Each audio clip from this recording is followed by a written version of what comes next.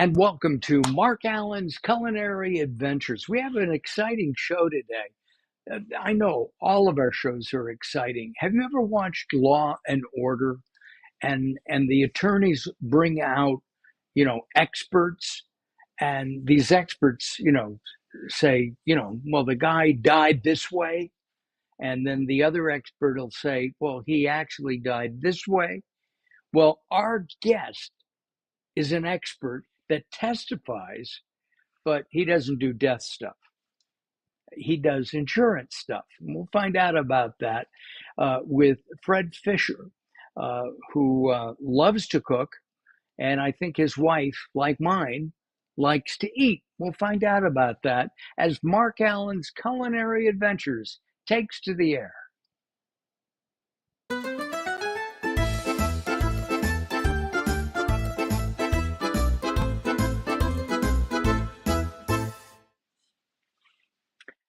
And welcome to our show. We've got some really interesting things to do. We're going to be celebrating Mother's Day.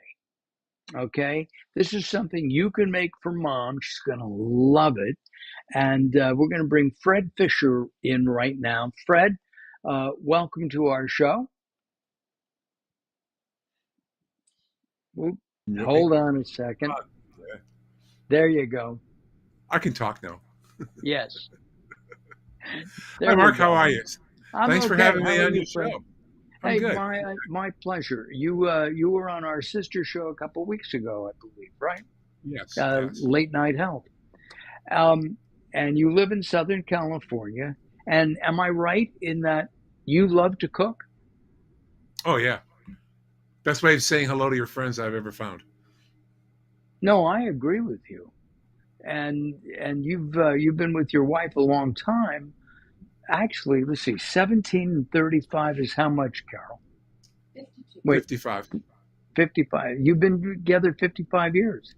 Well, we were friends for the first 17 years. It was like the storyline of when Harry met Sally was certainly very close to ours.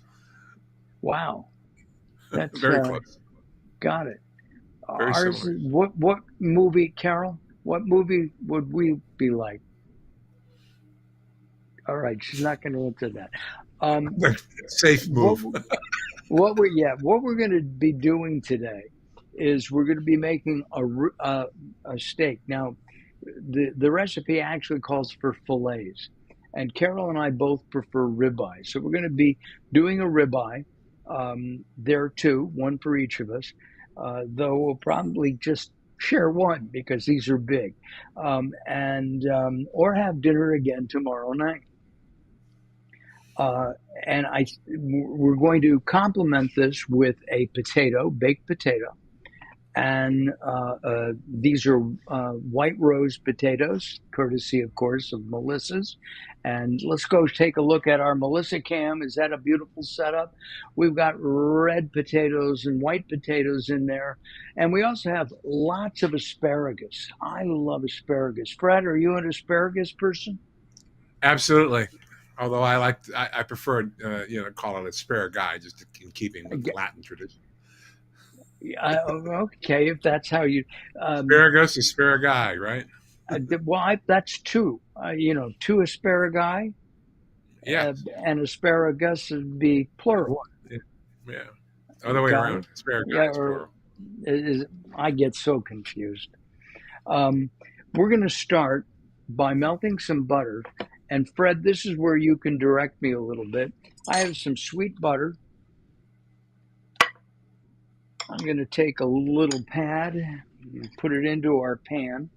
Now, we are using a cast iron skillet.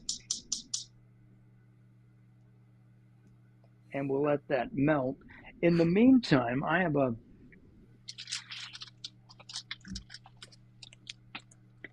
a handful of asparagus.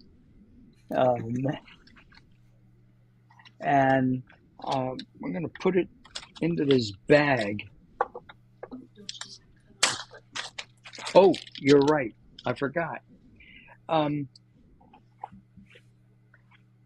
Fred, how do you cut the end of this? Yes, I do. Or do you, Carol, can you show me? Or do you break it? Because it I try. breaks. I like my knives. I do too. And it's They get faster. lonely in the drawer if they don't get used. Um,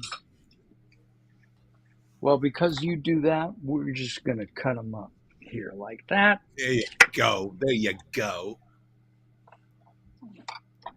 And we'll put that in there. We're going to use some olive oil. This is Garcia de la Cruz. And you don't need too much, just a little bit. We have some garlic someplace. There we go. And I'm going to use this. How's the butter doing? Uh, The it be melting butter. melting. The melting butter. Go ahead and put Yeah, about that's a looking tea. good. Okay. Yeah. We don't want it to burn. Nope. And then we seal the bag.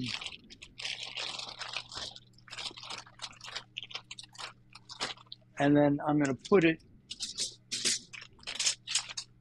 on a sheet.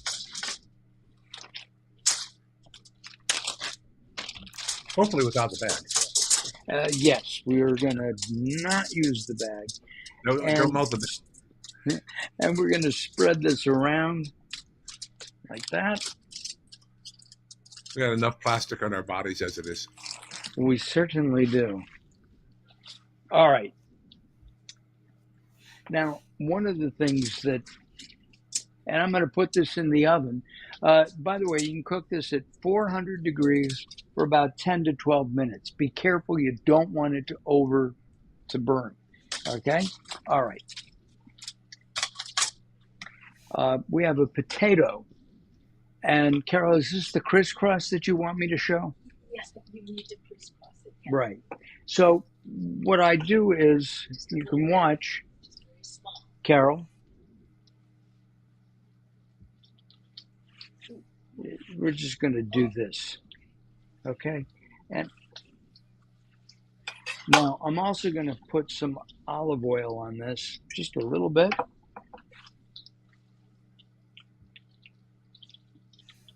And we'll put that in the oven as well. Now that's going to take longer to cook. That's burning. All right. It's not burning. Okay. I'm turning it. Whoa. I Get that turned it. steak in there. Yep, that's what I got to do.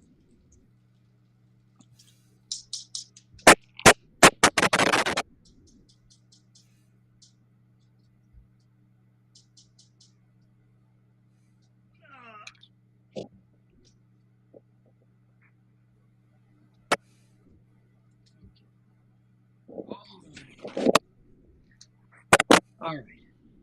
Here's what we're going to do. I'm going to start this. I've got to start the flame again.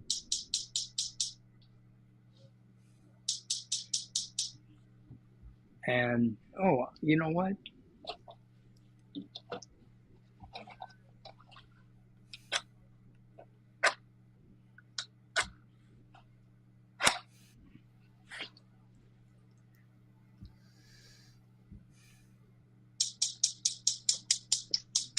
And our match died.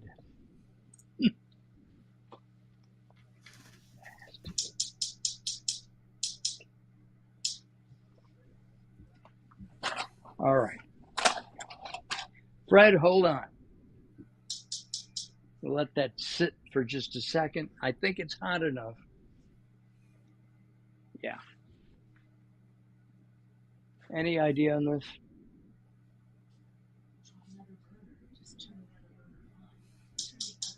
Pay the gas bill? Yeah, we did. Yeah.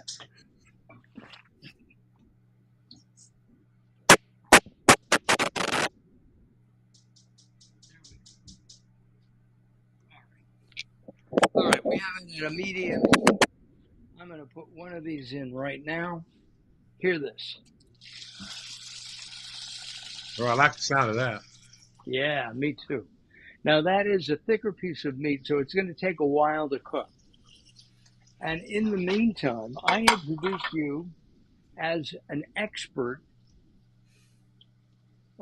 witness, and you do a lot of that. Tell us about that, as for the insurance industry. Well, that's correct. I've been in what's called the professional liability industry for just over 50 years. And that we it's malpractice for all kinds of things, not medical so much, but lawyers and accountants, real estate agents and brokers, insurance agents and brokers, anyone providing a professional service to others for a fee. And then on top of that, you also get into what's called media liability and for publishers and people like you that do podcasts and broadcasts like this. That's a media liability exposure.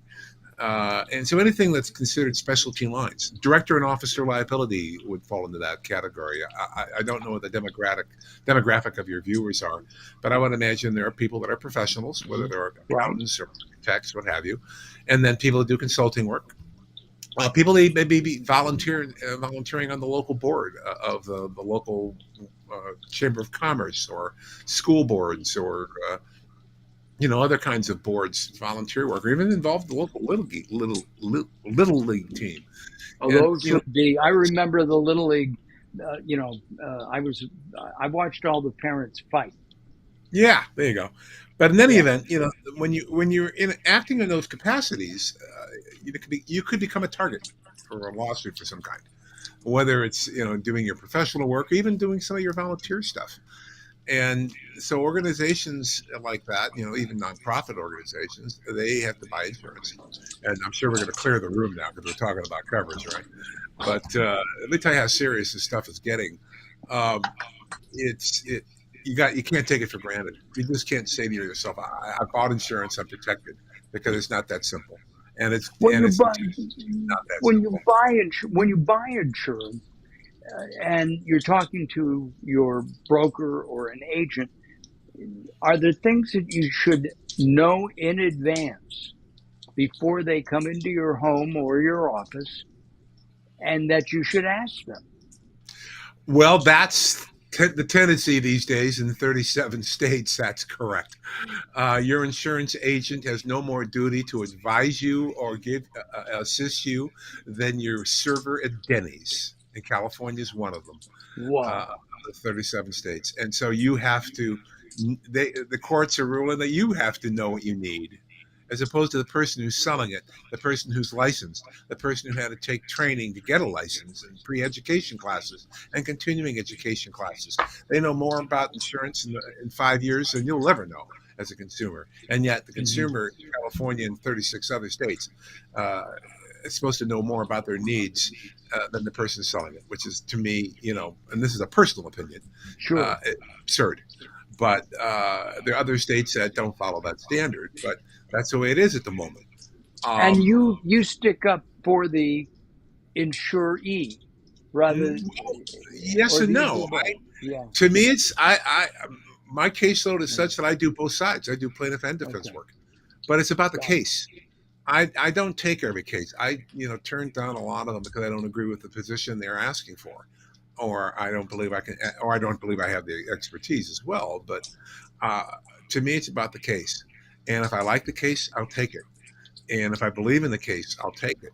And if the facts, as I read depositions and look at the file materials and whatever, if it's consistent with what I was told, then we're in good shape. Sometimes I find out that some facts had not been told to me in the initial interview when I agreed to take the case. In which case, you'll have to call the attorney and say, "Look, we got a problem here. I don't know that I can help you." And And you have you know, a wow. You have a book out. We yes, should put that. We'll put that up right now. Is that for consumers or is that more for the industry?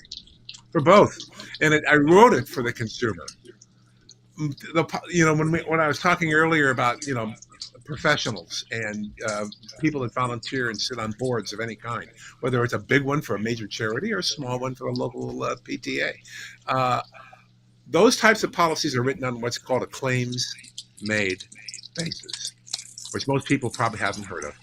Your auto insurance, your homeowner insurance, and somebody slips and falls in your home or something. Those are written on what's called an occurrence basis, which means that the accident must take place during the policy term.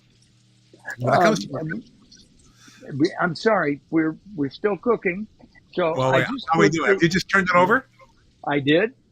All right. Smells terrific, and I've All turned right. it. Well, We'll we're not keep done it yet, but I want to. All right. How long has that been turned? down. 30 seconds. All right. We'll give it another 30 seconds, and then I want you to grab the brandy, and I don't want a lot, not more than an ounce, or well, I would say maybe a half an ounce, but because I don't. When you flame it, you want to be able to still hold. You want to be able to hold. Well, you've got a vent, so you're fine, but you want to make sure you can grab that handle if you have to, and because it'll flame up real fast. And then it'll calm down, but don't put too much in. And are you going to be using one of those matches, or are you using a lighter? I'm going to use a match. Okay. Let's try it this way. I'm going to try to use a match because right. So I'm going to put in a splash. Now, should I put it over the meat or around Doesn't matter. the meat? Why not? Doesn't matter. All right. Get that match lit. A little more. All right, now go with the match.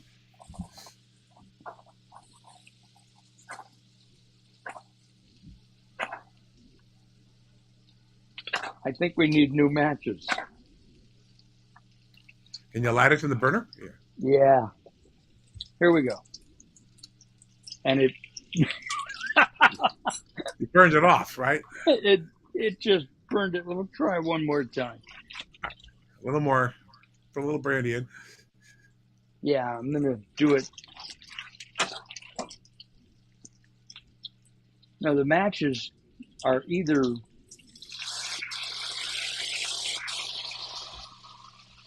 There you go. Light it now. There we go. Whoa! Flambé! Magnifique! Formidable!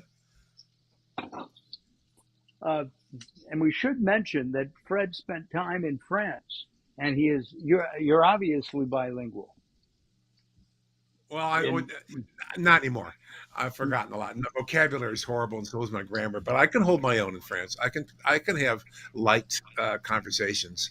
The only thing lacking now is my vocabulary and some good grammar. I'm sure my French grammar is horrible. So, Carol and I were in France. We're planning to go toward the end of the year and meet some friends. And in 2 weeks, I could say pardon. Okay. With the best of them. With a loaf of bread under my arm. I want you to put about 2 tablespoons worth of mustard in that sauce around the steak. Got it. And then you have the cream ready too. Good. All right. I do. All right. Let's put the mustard in. That's enough mustard. Not a lot. Is it? Okay. Yeah. And then I'd add the cream. Or actually, drop the peppercorns in now. Oh, okay. There you go. And now I add the cream. And then start mixing it all up. There you go. Now stir it around so that the cream and the mustard get together. And you want to turn down the heat now. All right. Turn it down to low. I would say you're on medium high. Yeah. I turn it down just below medium. All right. Because you do want the sauce to reduce somewhat, but you don't want it to get too thick too fast. Got it. Because it's a thick steak. It is a thick steak. Although you like yours rare, so you might like it. I do. Now, if it's all mixed together, you can just let it sit and just monitor it because you don't want that sauce to get too thick too fast. Okay, it is thickening up. So, huh? Oh, we have a comment. Oh, Brian, hey, it does. Servette, thank you very much. Oh, looks like you're on fire, Mark. Yeah, I'm on fire, all right. Thank you very much. I appreciate that. At least my hair didn't go up because that would have. End up looking Would have like been me. terrible. Yeah, God help. yeah, I love it. Um, this, by the way, is your wife's one of your wife's favorite meals. Yes. Matter of fact, she owns it now. I only cook it when she asks for it. Ah, got It's it. her dish. It It's her is dish. her dish. It's So her we're going dish. to let that Actually, there's a story to that. simmer. When she first moved to LA, she and I were still friends, and just best friends. And she had moved to LA for a new job, and they were going to put her in a hotel not far from where I lived. And I said, "That's rubbish. You know, stay at my house." So the night or the late afternoon that she You dog, you. so the she moves in, so to speak, late in the afternoon, and this is the dinner I cooked for her that first night. Ah, So after we got married 17 years, or well, in 17 years, but I would imagine it was quite a while later, maybe 8 years later, 9 years later, I told her she loved that night. She just because it was so special. So I said, "This dish is yours. I'll only make it when you ask for it." So uh, are there kidlets involved here? no, no, Okay, well unfortunately. you can adopt me. All right, turn the. No, I don't think you can afford me. No, no, no. I don't think you could afford me. Should I flip the No, what I, what the the steak? steak? No, Yeah, no, you there. already did it. Okay. I would imagine we're getting close to it being ready. Yes. The oh, Then plate it and then pour the sauce over the top. gotcha. It's pretty simple. It really is a simple recipe, and I'm going to get a spoon here.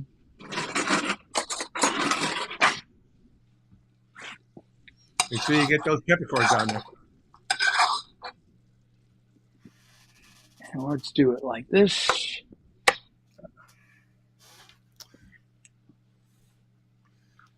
Now, see if you had potatoes on the side, whatever you like a lot more sauce too. You can because it goes great with mashed potatoes or things like that. You could And get we that sauce. get right, and we're going to be doing not a mashed potato, but a roasted potato. And I think this also be good on the asparagus instead of Yeah. a hollandaise, right? So this is the part I like the best, Fred.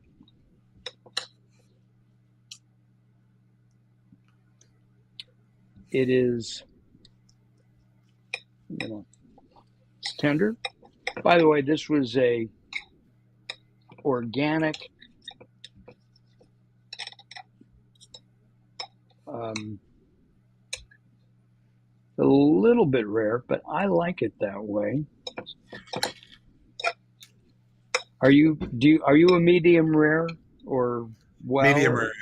Medium rare. medium rare? All right.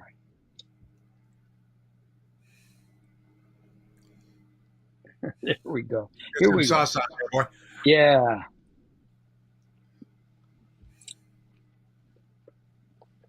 Mm. Mm. The sauce is really good. The peppers kind of burst a little bit. Mm. I can't wait for dinner. I think you're having it, aren't you? I think I am. Or is this an in-between meal snack? No, this will be dinner. Hey, Fred, thank you very much. I appreciate your your watching. And Brian's coming over from Florida, where it is extraordinarily hot. By the way, I think it's hotter now than it's been in Florida for a long time. I heard that early this morning. Um, Thank you. Let's bring Fred's books up. We didn't even talk about your second book. Before we go, bring Well, up we the got to finish cookbook. the first one first. For Yeah. those of you that are, watching this, and if you're doing any kind of professional service, let me tell you something. You've got a claims-made policy for your professional liability.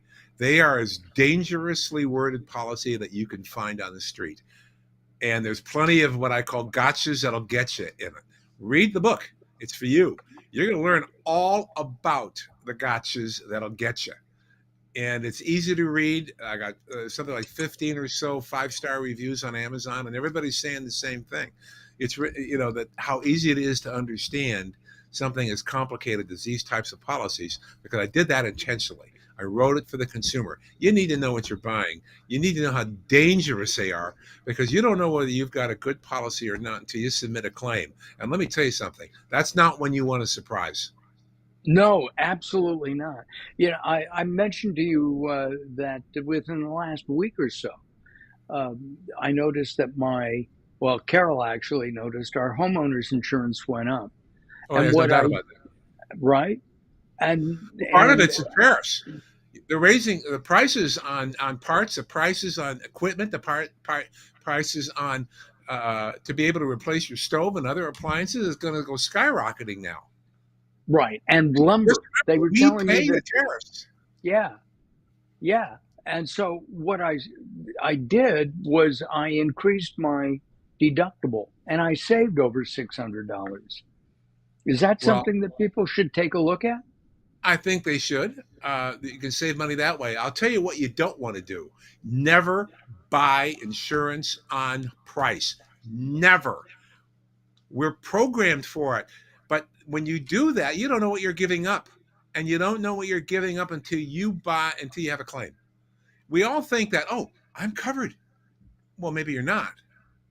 And the policy forms, the policy forms that are regulated in the states, like auto and homeowners, whatever, the states mandate what minimally must be required. They don't mandate what has to be required or the limits.